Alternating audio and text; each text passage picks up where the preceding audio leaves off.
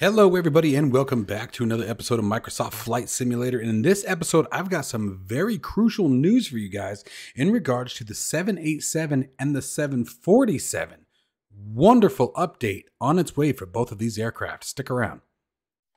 Make sure, if you guys can, that you join us at Flight Sim Expo 2023. That's right, Overkill Simulations is going to be present this year, guys, at the Lone Star Museum in Houston, Texas. If you guys are interested in joining us there, be sure to check down the description below. There is a coupon code that can save you guys a bit of money using my personal reference to get you there. Again, that'll save you a bit of cash in your Flight Sim Expo 2023 experience. This is going to be June 23rd through the 25th of 2023. Again, in Houston, Texas, at the Lone Star Flight Museum. I went a few years ago in Las Vegas, and they are an absolute great time. There's some very, very informative and educational seminars to help better your flight simming experience, as well as a ton of developers of both hardware and software that you guys actually get to try out, essentially a try before you buy experience, as well as talking with the developers themselves and finding out what the products are all about. So again, guys, it's going to be Flight Sim Expo 2023 in Houston, Texas. I hope to see you guys all there. Don't forget to use my coupon code that you can find down in the description below. If you are interested in acquiring any of my Overkill's tutorial guides or simply interested in supporting the channel, please consider joining me on Patreon. Patreon subscribers level tier 2 and above have access to all of my guides as well as any future guides that come along down the road. Patreon link can be found in the description below, and thank you to all of my current subscribers.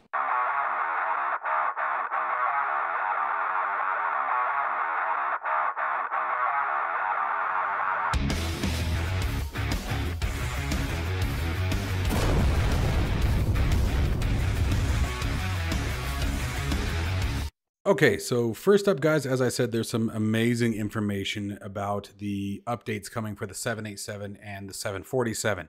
Now, in regards to this particular video, you guys feel free to simply minimize this and listen to this, as there won't be a whole lot of showcase, but a lot of really great information. So in the latest update from Microsoft and the Asobo team, they are basically getting ready to do a very significant avionics and flight performance update for the 787 and the 747. So first, we're going to talk about the 787. So first off, this is a very welcomed update. We have all, I know that everybody has been pretty upset with the build of the 747 and 787 since the release of Microsoft Flight Simulator, especially given the fact that you had to buy, I believe it was the premium edition of Microsoft Flight Simulator in order to get the particular aircraft. I don't think the 747 was included in that, but I do believe the Dreamliner was. I could be mistaken, but either way. So let's talk about what's on its way. So first, again, talking about the Dreamliner. The Dreamliner, they're working with working title and essentially doing the same thing they did with the Cessna Citation Longitude. The Longitude, guys, for those of you who may not be aware, as long as you download from the marketplace the AAU 1 update or Avionics update 1 from working title, it really turned the Cessna Citation Longitude around. It turned it into a much more realistic performing aircraft. There are still some discrepancies on speed and things like that, but as far as the overall functionality and behavior of the aircraft, it was significantly improved. And we're going to see a lot of those same things for the Dreamliner. So here's what's coming for the Dreamliner. We have a quote-unquote high-quality LNAV performance-based VNAV, meaning that as your speed changes, altitude, weight, fuel consumption, all those kind of things are going to affect how the aircraft ascends and descends. Econ speeds, cost index, and a reworked auto throttle with all the right modes, quote unquote, meaning that the auto throttle is actually going to behave as it completely should according to FMC performance and FMC numbers, which brings us to the V speeds. The V speeds will now be correctly calculated, again, weight, performance, weather, all that, directly from the FMC. The fly-by-wire systems with trim speeds, as well as turbine pressure ratio simulation on the Rolls-Royce Trent 1000 engines that are found in our version of the 787-10. We're not even done yet.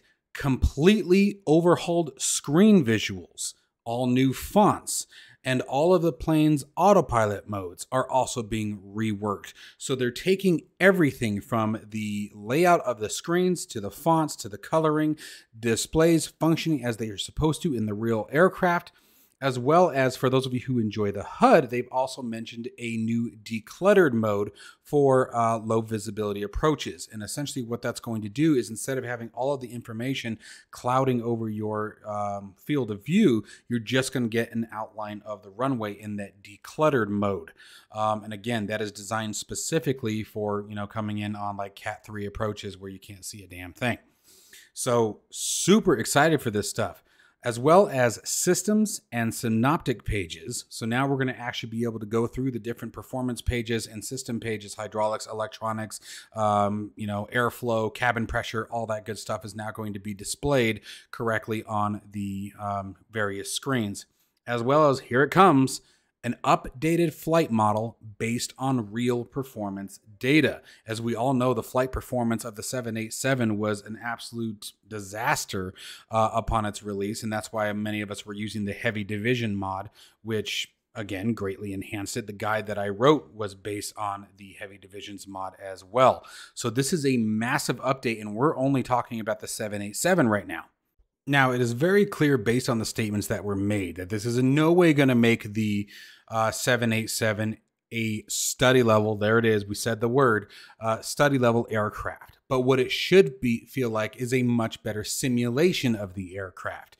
Again, having that corrected flight model, especially if it's based on real performance data. Now, obviously, we don't know what that looks like until we're actually in it and experience it for the first time, right?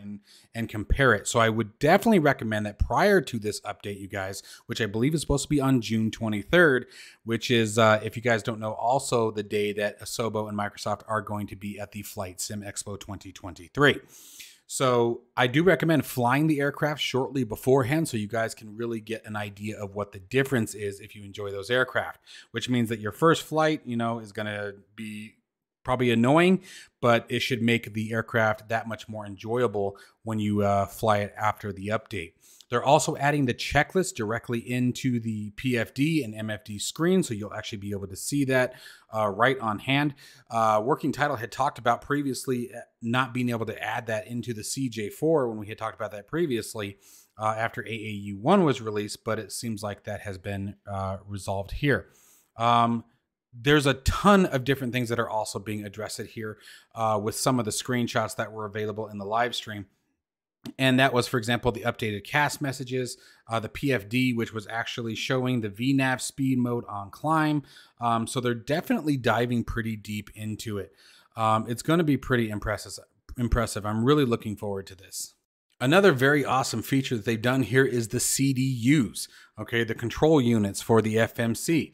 They are now split. And what that means for those of you who don't know is that now you can actually have them both doing two different things. So let's say you wanted your legs page on the CDU that's on the pilot side. You can have, for example, the performance page or maybe your progress page over on the first officer side. You can also have your ATIS information on one while you're programming the other. There's all kinds of things you can do, but it means that they run independently of each other and really opens up a lot of customization and real world comforts rather than having to bounce from screen to screen to get the information that you're looking for or want displayed. And then again, they did share a screenshot of the decluttered HUD. There's also some information showing that the new weather system is actually starting to work out well as far as the weather radar. So some really awesome things coming to the 787. So now that we've broken down the 787 changes, let's talk about the 747 changes. All right, so next we talk about the 747. Now, many of the changes are going to be exactly the same. So getting right after it, guys, again, with the 747, you're going to see LNAV, VNAV, auto throttle reworks with the associated speed mode, all of the V-speed computations directly from the FMC, full set of autopilot modes. So the autopilot system is going to be overhauled. The screen visuals, synoptic pages again, and label it a new flight model. Now, they did say with the 747, they made it very close to the book numbers. So again, not sure what kind of deviation or lack of performance we should be expecting. But either way, this is going to be a wonderful, wonderful update. Same thing with the split CDUs, the PFD information, MFD displays, all the correct modes, as well as the weather radar update, the econ page, MCDU middle display showing all the correct information being functional as it should. It's going to be awesome, you guys. Now, one of the things that it brings into consideration here is the Salty's 747 mod, as well as the Heavy Division mod. We have no information really on what's going to happen with that. Salty came out and put a little bit of information out saying that they're just going to wait and see what happens and what kind of updates that they're going to have to provide based on that, because Salty Simulations was planning on doing, for example, an EFB for the 747, as well as a few other features and updates to the aircraft. So it'll be interesting to see what happens with that. Now, the one thing that I did read and I hadn't thought about, which kind of pisses me off when you think about it, is the Captain Sims 777 and 767 series. Essentially, in many ways, they may vary. If they are still using the hard-coded line from, or the in-game code line from the 747, then they essentially may benefit from these particular updates. It all depends on how that information is being worked. It's still a scam. It's still a BS thing, because you're still flying a 747 with a different shell on it, essentially, is what you're doing. But it will still make the overall flight experience of those particular aircrafts probably significantly better because of the performance update. So that's kind of crappy that Captain Sim gets to benefit from this, if that goes the way that I think it's going to go, which I wouldn't see why it wouldn't, given the fact of the nature of how those aircraft were created. So that kind of sucks, because I don't have any desire to support that behavior at all, and I don't want to see, I'm going to be honest, I don't want to see him benefit at all from this. So that part's kind of annoying to me, and I hadn't thought about that as I was reading an article over on FS Elite about the same thing. I hadn't thought about that particular piece, so that's kind of interesting. But this is going to be a major game change for those two aircraft, especially that they're so iconic. The 787 being a massive aircraft, very large in its class, very luxurious, very well built plane that really took, if pardon the figure of speech, but took to the skies. Even the 777, as popular as it was, there was something about the Dreamliner when it came out that it got attention worldwide. And then, of course, you have the 747 just being the queen of the skies in general. It is really, really nice. I'm super excited to see the 747 updated. That is the biggest reason why I don't fly it on the channel anymore, is even with the Salty's mod, and this is in no discredit. They've done an amazing job with it. But, it gets, having to update the mods and keep things up, even though the Flybywire add-on really does a good job of keeping that up to date. It was frustrating that it had to go that route, right? Seeing that Working Titles now engaged with this as well, I hope that Salty continues their feature updates in conjunction with. I hope that they don't stop working on the 747, because they really are the only reason why the 747 ever became flyable was the Salty Simulations team. So I hope that it still opens up the doors for them to just maybe have a little bit easier workload, tweak some things, and can definitely continue to work on the in-game EFB. I think that would be cool to see an EFB in the cockpit of the 747. So super stoked about all this. There is going to be a beta release, and I will be checking it out. Absolutely. You guys know I will. But there is going to be a beta release on May the 15th. And again, I will be jumping on that, seeing what that's all about. We'll expect to see bugs, probably some crashes or two. But I will be enlisting in the beta for that. And then we should see the actual release again on June 23rd, which is the same time frame as the Microsoft Flight Simulator, or not Microsoft Flight, the Flight Sim Expo 2023. That's going to be at the Lone Star Museum in Houston, Texas. I hope many of you guys are able to join us there. It'll be a lot of fun to meet all of you guys. But that is some amazing news, guys. We got a bunch more news that's going to be released later today, but I wanted to get this out to you guys because I think it's crucial. As always, guys, stay safe and healthy, and I will see you in the next one.